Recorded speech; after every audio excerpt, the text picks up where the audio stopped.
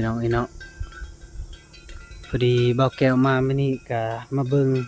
พอดีพอสร้างมุงเรียบร้อยแล้วพี่น้องเนาะสำเร็จแล้วเนาะพี่น้องเนาะเป็นได้การมุงเรียบร้อยอาทิตย์วันนี้มุงแล้วแล้วมุงยังจะลบข้างยังติดลบข้างวันนี้เก็บงานโอ้มันแดดลายลงมาคือเห็นนั่นเรือ2 แผ่นโอ้น้ำมันเหลือเลยนะเห็นบ่คักแน่แล้ว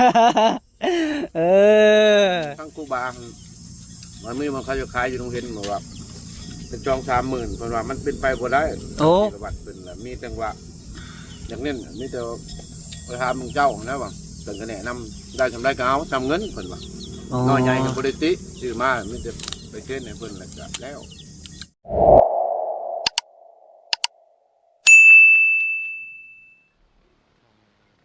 พี่น้องเนาะพอดีเบาแก้วมาไม่นี่กะมาเบิ่งพอดีพอสร้างมุงเรียบร้อยแล้วพี่น้องเนาะสำเร็จแล้วเนาะพี่น้องเนาะเพิ่นมุงถือว่าสำเร็จเป็นอย่างดีเลยพี่น้องเนาะวันนี้ดีใจนำพอสร้างเด้อพี่น้องเด้อเพราะว่าเพิ่นกะตอนนั้นก็ยัง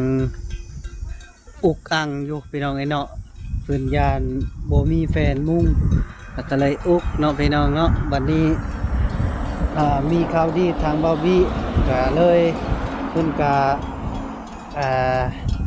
จ่ายแน่ดาวแน่นะพี่น้องเนาะทางแฟนดูซิงก็ได้แต่สำหรับมื้อนี้เพิ่นมุ่งเรียบร้อยพี่น้องเนาะก็ยังมีแผนเรืออยู่ได้นี่พี่น้องเนาะไปเบิ่งจักเรือจักแผนได้พี่น้องเนาะทั้งนี้ก็ยังมีอยู่แสดงว่าเรือทั้ง2 แผนพวกพี่น้องเนาะสำหรับพื้นแทกนะ10 แผนเพิ่นว่าวันนี้มุ่งแล้วก็รวมทั้งหมดประมาณ8 แผนพี่น้องถือว่ามุงเสร็จเรียบร้อยแล้วพี่น้องเอ้ยเนาะคักเลยไปหาผู้สร้างแล้ววันนี้พี่น้องเอ้ยเนาะก็ดีใจน้ำพึ่น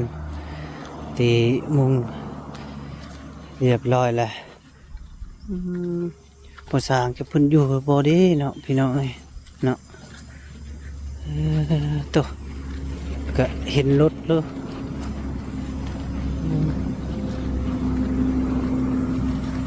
กำลังกินข้าวโดยต่อโดยสบายดีเนาะโดยไปเก็บงานแล้วเด้อเจ้านี่เป็นได้การมุงเรียบร้อยอาทิตย์วันนี้มุงแล้วแล้วมุงยังจะลบข้างยังติดลบข้างวันนี้เก็บงานโอ้มันแดดลายลงมาคือเห็นนั่นเรือ2 แผ่นโอ้น้ำมันเหลือเลยนะเห็นบ่คักแน่แล้วเป็นเครื่องจะไล่เรือบ่พอสร้างเพิ่นไล่เรืออีกแล้วพี่น้องเนาะงานนี่ก็บ่พอไล่9 แผนมันบ่พอว่ะอันผู้ดาวนั่นขอมาส่งว่ะ10เนาะวันนี้เรือ2เยอะแผ่นนึงกับครึ่งแล้วสิเฮ็ดได้นี่ต้มเรือ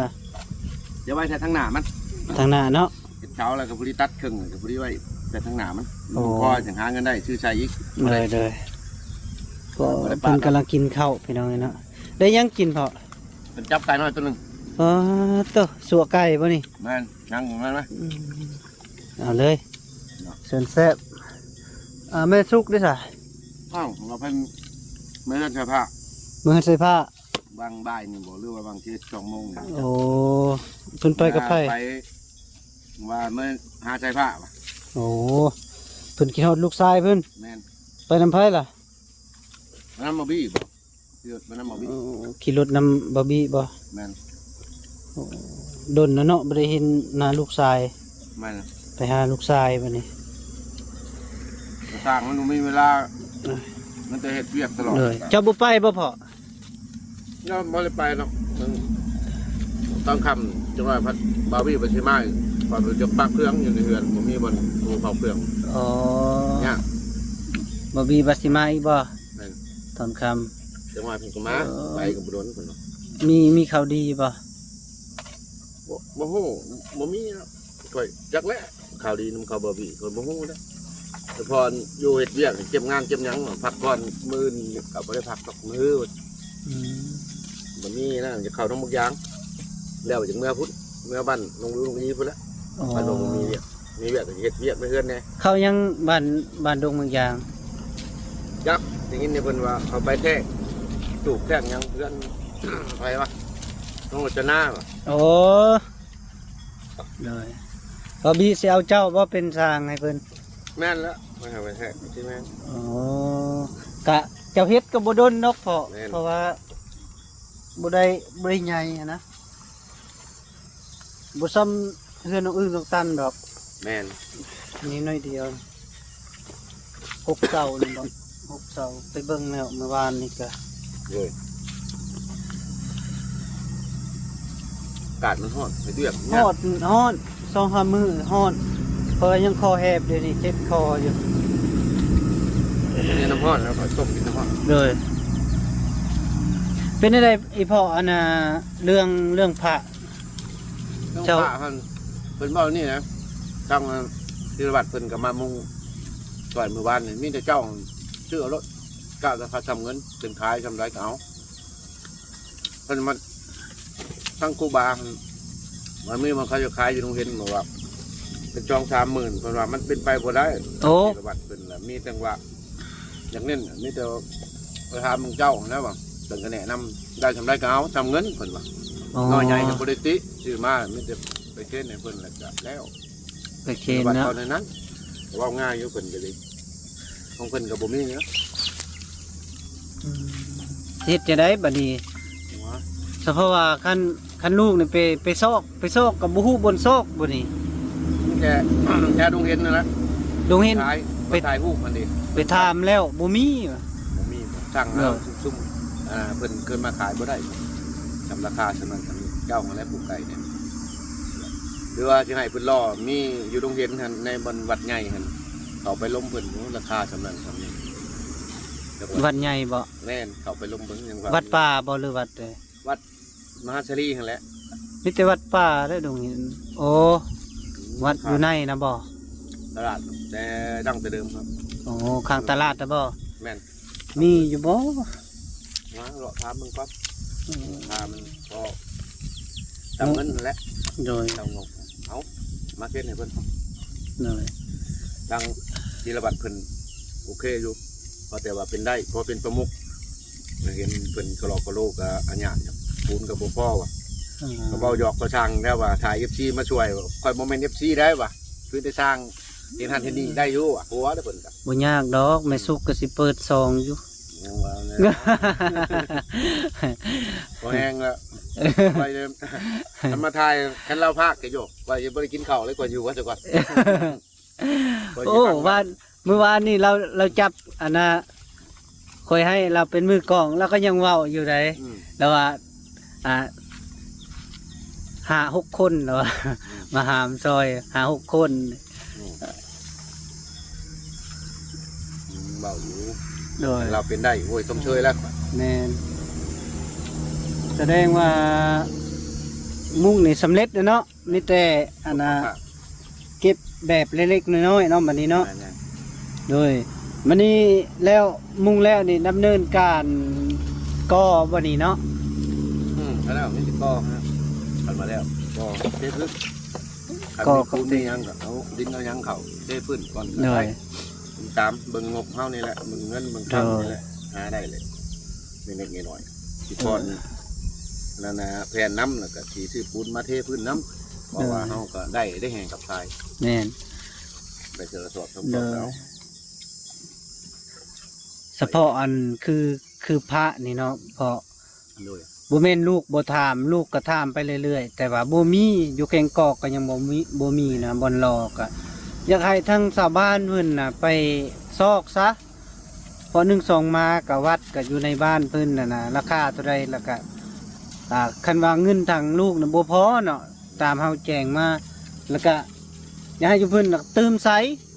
อันนะ ใช่นั้นบัด แม่ ไป น ถามบัดปูอยากได้บัดอยากได้แพงโพดและทาง แม่น นั่นน่ะ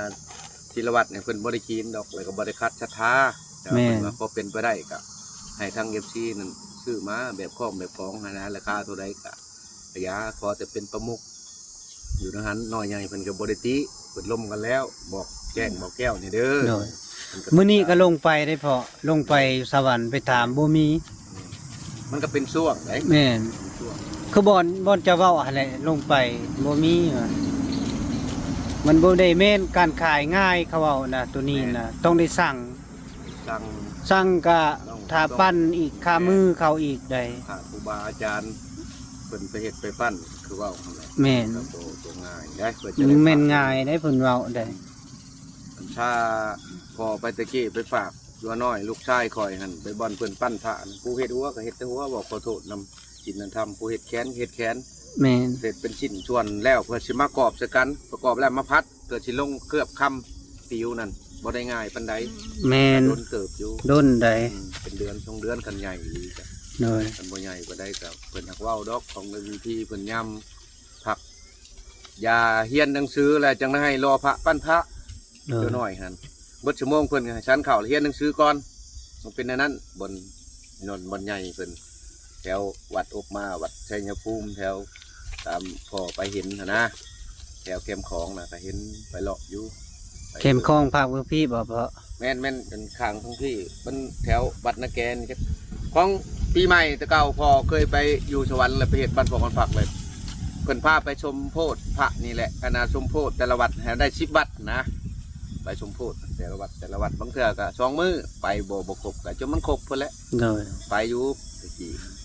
แถวนี้มันหนึ่งมากก็มันบ่มีเวลากับเฮาก็บ่เคยไปแถวเขตคนในเมืองเพิ่นพาไปเฮาไปนํเพิ่น แม่น มีเพิ่นพาไป พอลูกกับบ่แม่นทินอยู่พี่หั่นน่ะ แม่นถือ ไปจักบ่อนได้เด้ แม่น บ่ฮู้ทางไปซอยนี้ซอยนั้นน่ะมัน บางทีคันบ่ได้เฉพาะคันได้ข่าวต้องเห็นมืออื่นเนี่ยพอสิติดต่อถามมึงตื้มอีก โดย คันมาได้ข่าวมืออื่นคันวางเนี่ยไปจะพักผ่อนหน่อยนึงมืออื่นมือฮือทางเดินงานเฮือนนั่นนะ รถจะหน้าร ถจะนะฮัน โดย พักคือบ่พักแรงงานอยู่เฮือนเฮายังบ่เบิดเด้เฮายังเก็บทั้ง ได้ ทั้งยังเซ็กบ่ความเรียบร้อย บ่มื้ออื่นคันนี้เพราะว่าคันอยากวางแน่ก็อ่าลูกสิพาไปหั่นนะอยู่ดงหินน่ะนะให้เจ้าไปล้ม โดย ไปคุยน้ำเพิ่นเป็นจั่งใดกะว่าสิได้บ่กะขอน้ำเพิ่น แม่น เจ้ากะผู้หลักผู้ใหญ่ผู้หนึงหั่นนะ แม่น ล้มกะ สิไปหา อ่า ทั้งยาทาน โดย ทั้งยากิ ยาทานเนี่ย แล้วก็พอไปได้หั่นนะ เลย แต่ว่าลูกกะนึ่งส่งมาก็บ่เคยหั่นนะ แม่น เรื่องนี้นะ ช่วยเติบพอแล้ว9 โมง เลย 10 โมงพอแล้วกันว่าเป็นไปได้นะ8 โมง 9 โมงพอแล้วช่วยจักหน้อย โด ตั้ง ย แต่เช้ารถเฮาก็ยังคาเวียกอยู่นี่ แล้วมาแล้ว อืม บ่ลูกก็มาพี่ก่อนมื้ออื่นก็ แม่น มาจึงไปนำกัน แม่นเราเบิ่งเพราะว่าความสบายใจ แม่น เพราะว่าเฮาก็เป็นสะพานบุญคือกันเพราะว่าได้เฮาก็อุปโมทนาคือกัน เฮาก็ไปนํกันนั่นแหละพอเอ้ยคันว่าได้มาแล้วเฮาก็ไปเคนไปถวายไปนำกัน เพราะว่าลูกก็สิตื้มอยู่ดอกคือลูกเว้าอะแหละ แม่น ซ้ำคันบ่พออันน่ะก็ซ้ำ4-5แสนนี่แหละก็สิเติมให้นะ เออ พอได้เพราะว่าเรื่องพระนี่ก็เพิ่นก็คาบไว้ตลอดปีเลยได้ แม่นบ่เลย เป็น จน ตลอด ชาติใดก็เพิ่น แม่ ก็ น ยังขาดอยู่นั่นแหละ แม่นพอเมื่อจังซั่นแล้วก็ลูกสิเติมนะก็สิถวายช่วยเหลือหั่นแหละเป็นสะพานบุญนํกัน เออ อันนั่นนะแต่ก็จักที่ใดเนาะทางชาวบ้านเขาเฮาไปแจ้งไว้นะแบบเขาก็บ่ได้สนใจนะเพราะจะเป็นนี่ได มันแบบนั้นได้ประเพณีอยู่ในเขตเพิ่นได้ แม่ คันว่าเฮาบ่เข้มแข็งเองเฮาแหละคือว่าคันเฮาได้เว้าไปแล้วหนึ่งมาเพิ่นคล้องสองมาแหละมันแบบว่า มันโมเมนต์ผู้เดียวเป็นนายได้ มันหลายคนคันว่าเว้านำผู้หนึงเลยก็แม่นผู้หนึงเว้าเลยก็แล้วแหละสมมติว่ายกตัวอย่างของการไปยังอันน่ะพวกภาษีนี่ก็มีแต่ภาษีนี่เฮ็ดมอบให้หมดน่ะผู้เป็นในบ้านเฮ็ดเรียบของในบ้านอะไรก็แล้วบ่ได้แบบว่าชมทุกกายแต่ว่านี่บุญมีชินดีรอโตใหญ่โตมโหฬารแหละเพิ่นพัวพันหากัน มันเป็นบ้านน้อยแน่บางเทื่อก็ นี่ บ้านห่างไกลโศกอีก บ่ทำอิฐจังซี่นะพ่อคือว่าตอนยังบ่ทันมีงบเนาะตื่นหายังบ่ทันมีปัดถามไปเรื่อยๆอ่ะนะ ถามอยู่ถาม แม่ สงครามถามแท้ แม่ ตัวที่อันนั้นนะตามพออันนั้นได้นี่ตัวเน้นเพราะว่าเพิ่นอยากได้ครูบาอาจารย์มาอยู่เป็นหลักอยู่หั่นเพราะว่าหนึ่งมาครูบาอาจารย์เพิ่นอยากได้กะโหลอยากได้พระบ้านนี้ตัวว่าแท้บ้านนี่ถือว่าแปลว่าเพิ่นพังเพิ่นก็เพราะว่า FC ก็ยกตัวอย่างเพิ่นก็เคยได้นำแล้วเป็นโรงเรียนเป็นทางวัดทางว่าศาสนาเพิ่นก็มาช่วงนั้นก็มันมีหลายผู้ช่วย แม่น นะอันนี้หนึ่งกันช่องมาเพิ่นก็เบิ่งคือกันทาแห้งคือยกตัวอย่างนี่คือลูกนี่คือบ่าวแก้วนี่ไปประเทศผู้เดียวไปถ่ายมันบ่หลายคนละผู้นั้นมี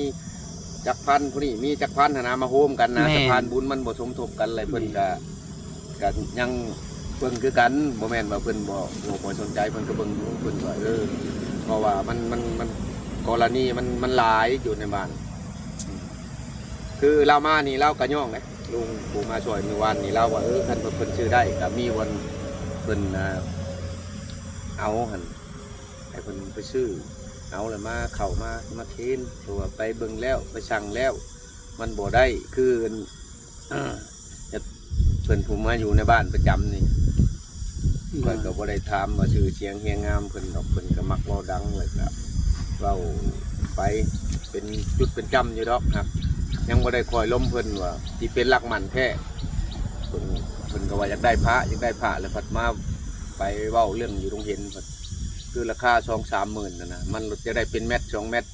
ทั้งศิลวัตรเพิ่นว่ายันบ่มีเงินเอาเงินมาใช้เว้าเรื่องหมื่นดำ1,000 2,000 3,000นี่ก็สิมีโออยู่เพิ่นก็เว้าง่ายๆอยู่ดอกเพราะว่ามันบ่มีทางแห้งประชาชนก็หาเช้ากินค่ำเพิ่น โดย เพื่อสิโภมทนานี่ก็จังว่าว่าสิเฮ็ดบุญเก็บเงินใส่กะโหลนี่กะโหลนี่ได้แล้วระดมกันเก็บตกเป็นเฮือนได้หลายแก๊สแล้วกะโหลอยู่ในวัดนี่แต่ว่ายังไปคาปูนเพิ่นก็เว้านั่นแหละบัดนี้ตัวนั้นก็มากระทบตัวนี้มากระทบเพิ่นว่าก็คอยไปก่อนนะแต่ในนั้นเนี่ยนำให้ทางครูบาเพิ่นอยากได้มีแต่ครูบาก็แจ้งตืมราคาพระสำนั้นสำนี้เด้อเว้าให้ FC เพิ่นพังแด โดยคนน้อยเขาว่าอันนี้ก็คนน้อยก็ที่อันนั้นดอกประกาศให้ว่าหรือว่าสู่คนฟังผู้ใดมีจิตใจศรัทธาแต่ว่าคือจะผ่านบุญชุมคนน้อยผู้จะว่าติดต่อพระมานี่ก็เงินกับมันบรวงร้ายหรือก็ราคาพระนี่ก็ยันเงินบ่ถึงเพิ่นก็ซ้ำซุ่มปัญญาเว้าเพราะว่าตอนนี้แหละคันว่าญามา2-3 หมื่นอันดำ2-3 ล้าน2 ล้านหรือ3 ล้านนี่ยังว่าพากันยุ่นกันใช้ก็ให้เป็นบอลเพิ่งบอลยิงหันก็เว้าในนั้นดอก โดยว่าง่ายๆซ้ำ4-5 ล้านนี่บ่ได้บ่ คันว่ามันได้สำนั้นก็ยังว่ามีดีอยู่ เมาไปแลนไปหานี่แหละที่โปนี่จ้ะปรับมันโชคกับบางเสือก็เป็นไปได้ปรับมันบ่โชคคือเจ้าและถามทั้งนั้นทั้งนี้มันก็บ่มีได้บัด แม่ มันเฮาได้แล้วพันมันบัดมีได้มาได้บาดนี้ แม่น นั่นได้มันเรื่องบุญนะ แม่ ปัญหาแต่มันสิมาช้ามาไวหั่นแหละมันก็เว้าบ่ได้ โดย กันใจฮ้อนหลายก็บ่ดีเย็นหลายก็บ่ดีก็คอยปรับปรุงกันคอยไปคอยมาเว้าจะคอยไปหั่นแหละเห็นได้เฮาสะพานบุญนั่นได้ โดย ศิลวัตรเพิ่นก็ทางเพิ่นก็ผู้เดียวมื้อนี้ไปบุญนกอยโคกมาอันนี้แหละมาแพร่พอช่างว่ามื้อแรงผู้แรกกันบ่ย่างสิไปโม้ว่ะก็พี่น้องเพิ่นตั้งของบุญโม้จัก10ชาวพันพอเพิ่นเห็นหน้าเลยก็มาได้เฮาอยู่ในบ้านในเมือง โอ้ ไป โดย เพิ่น เอามาแล้ว เนี่ยไปหาสายผ้าเพิ่นว่าสิบ่มาค่ำว่าทางเบิ่งจังหน่อยผู้สร้างสิเก็บงานเก็บหยังแล้วเลยก็ตอนไปนำไข่แดงเบี้ยงมันบ่หลายปานใดยังลบค้างบาดแฮงแน่แหละ โดยเขาก็ยังสิไปเอาโทรศัพท์อีกโทรศัพท์เพ อยู่ใช้น่ะ อยู่ดงหิน400,000บ่เขา 400,000 500,000พุ่นแหละทำมันเซ่เลย โทรศัพท์กับเพโอ้ยสารพัดเลย ตัวหน่วยตัวใหม่หรือว่าใช่เดี๋ยวนี้ แม่หน่วยใหม่หน่วยเก่าเพ มัน เป็นชัย คันบ่มีหน่วยใหม่นี่ก็จักเป็นใดๆเนาะ เออ สิบ่ได้ถ่ายคลิปนำเขาอีก วันนั้นเนี่ยยังให้เมชุกถ่ายนำโยโทรศัพท์เมชุกมันจะถ่ายได้จังงานแหละ คือไปบ่หรือบ่ได้คือแหละ เลย นั่นแหละบอกปรึกษาสุกันพังแล้วก็แจ้งอันนั่นแหละคือศิลวัตรคือลุงนั่น เดี๋ยวมีแต่มื้ออื่นนั่นแหละเฮาก็สิไปโรงเรียนนั่นล่ะเพาะคือเว้าอันแหละ โดยเขาไปนำโยม เลยไปขึ้นเพราะว่าลูกกะบ่แม่นบ่เล่นเล่นไปอยู่มื้อนั้นกับไปกับเมียไปถาดโพนแล้วก็แวะอยู่แกงกอกก็เขาว่าบ่ฮู้ได้บ่ฮู้บ่อนเขาปั่นจักอยู่ใดบ่ฮู้เพิ่นว่า มันบ่เห็นอยู่ในเพจออนไลน์เนาะ แม่ คือเพิ่นโฆษณาในอื่นแค่นี้เบิ่งในโทรศัพท์แล้วมันง่าย แม่นสั่งได้เนาะ แม่สั่งได้ อันนี้จักสิสั่งนี่ได้นี่เอา อันปั้นเป็นเนี่ยแม่นแล้วแต่พอคอยตะกี้หั่น เออใน แม่น มัน เว้า ใหญ่ ได้บอกแก้วเว้ย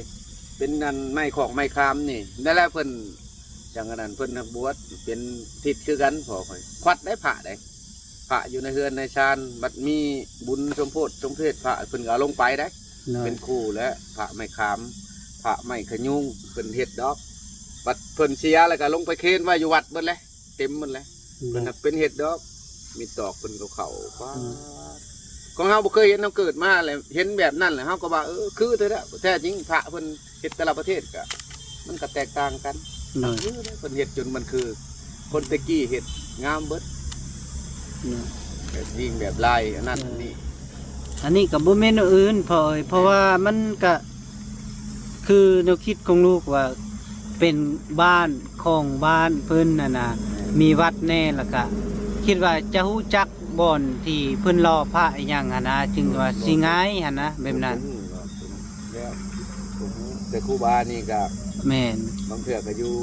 ประจำก็ว่าหนึ่งมาวัดเพิ่นก็ยังจะตั้งใหม่วัดดั้งเดิมบ่อนมูลแท้ๆมันนักก้อยโคกโลดเพิ่นมูลถือว่าคือวัดเพิ่นตั้งใหม่หลังนี้เพิ่นสร้างขึ้นมานี่หนึ่งมาเป็นหยังเพิ่นจังบ่เอากระดูกเข้ามาทั้งวัดทั้งว่าเบิ่งตามพอสร้างสารสูตรเพราะว่ามัน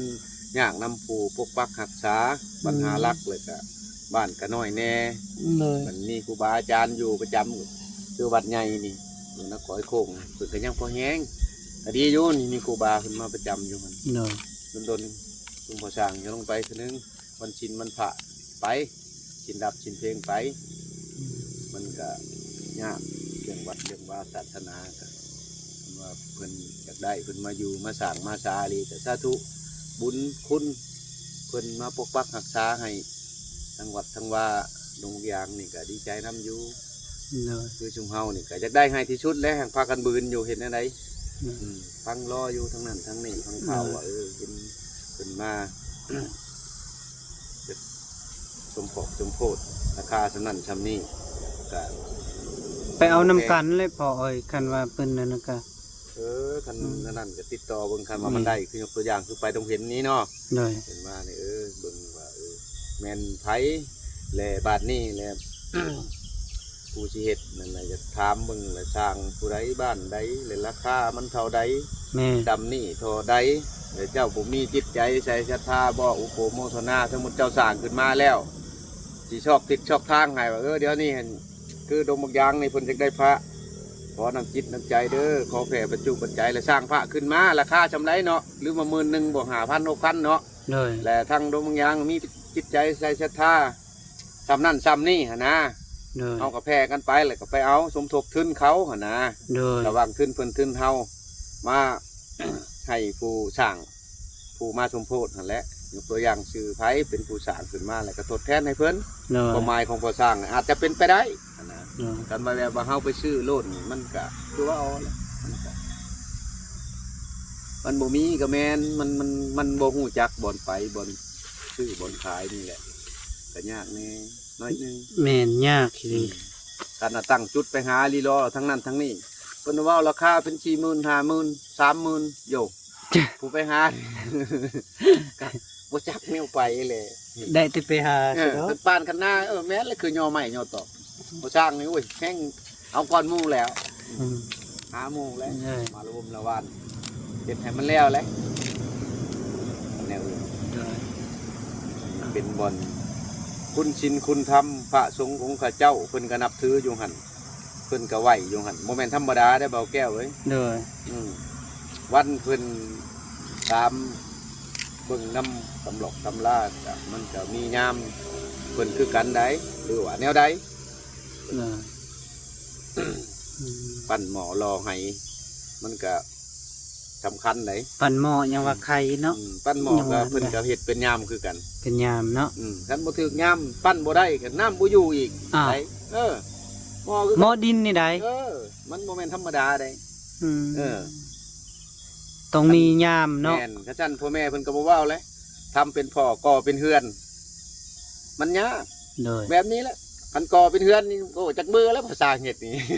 เป็นนั่นแหละทำเป็นพ่อนี่เว้าถือกันยิกคิ้วกันมาลองแน่งไปนํกันแล้วได้ โดย โอ้ยนางนั่นกับเท้าน่ะเอากันแล้วได้เกาะแขนไปนั่งบ่พอ3 มื้อ4 มื้อมื้อหนึงบ่ทันได้ดำเอาแล้วบาดนี่โอ้ยไปทางใหม่เลยได้ โดย อันนั่นนะ จังซั่นเนาะ จ้ะ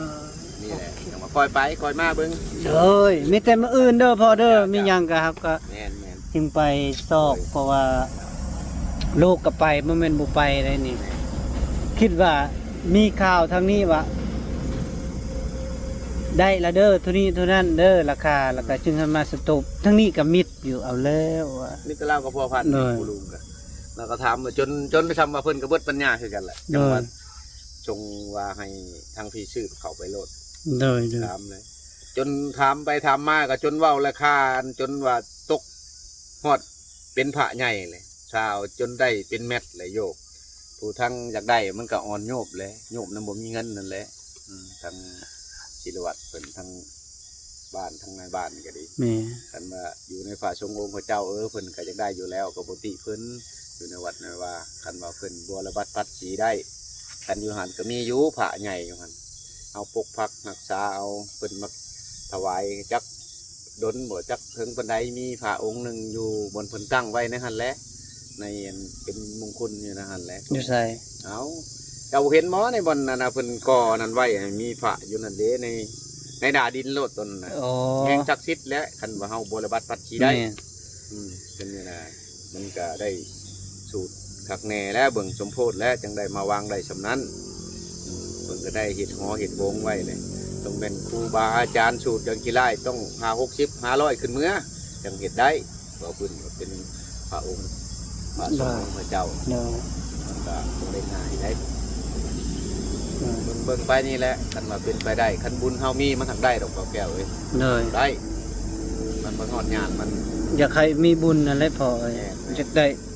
ทั้งข่อยและเจ้าอะนะเพราะว่าเฮาก็ไปแจ้งกันไปนำกันนะเด้ แม่น เลย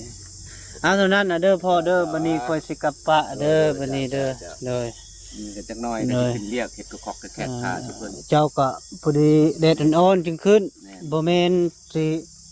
เฮ็ดไปเรื่อยๆตอนนี้ก็แดดบักแฮงพี่น้องไอ้เนาะก็ขึ้นแล้วเนาะเป็นวินเป็นเวียนไปสิเห็นอ๋อเนาะ เลย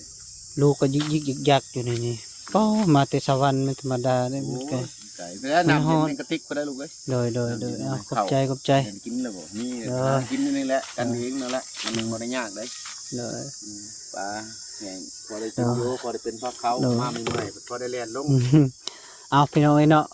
ผ่านการคุยกับพอสร้างเรื่องพระกะแต่ว่ายังสีซอกต่ออีก เพราะว่าเบาแก้วไปมื้อนี้กับทางพุ่นกับบุได้นะเป็นจังไดพี่น้องไอ้เนาะก็เลยมาถามพอสร้างอีกเพิ่นว่ามื้ออื่นสิ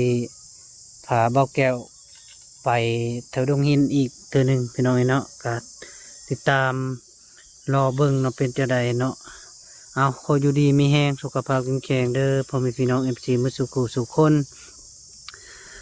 อายุมันคนยืนตลอดปีตลอดไปโดยบายบาย